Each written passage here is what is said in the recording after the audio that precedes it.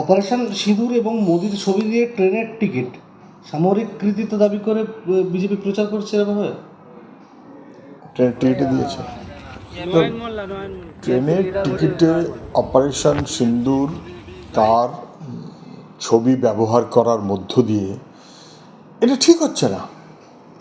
যেন মনে হচ্ছে এটা রাজনৈতিক লাভের জন্য অথবা সরকার এটা প্রচারের জন্য ব্যবহার করছে। অপারেশন সিন্দুরটা যেন প্রচারের ব্যাপার, এটা দেশের প্রতিরক্ষার ব্যাপার, রক্ষা করার ব্যাপার। কিন্তু রক্ষা করার বিষয়টাকে আসলে রাজনৈতিক স্বার্থে ব্যবহার করা, এটা খুব বেঠিক বিসদৃশ্য। যখন অপারেশন সিন্দুর নাম দিয়েছে তখন এই কথাটা এসেছে, হঠাৎ অপারেশন সিন্দুর নাম দিল কেন? অথবা তারপর ওই যে সুদর্শন চক্র ঘুরতে শুরু করলো, অ্যাজ ইফ মোদি সুদর্শন চক্র নিয়ে ঘুরে বেড়াচ্ছেন। রাজনৈতিক মনোভাবে বিদেশের সঙ্গে আমাদের সম্পর্ককে দেখা কি আমাদের প্রতিরক্ষার ব্যবস্থাকে দেখা, এটা ভালো লক্ষণ কোনোভাবেই নয়।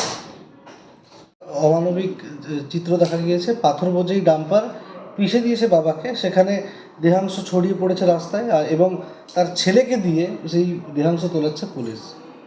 ভিডিও রয়েছে। Is it? কখন, কোথায়? আজকে বর্ধমানের ঘুষকরা। যেমন বর্ধমানের ঘুষকরার যে ছবিটা, এটা রোমহর্ষক ছবি।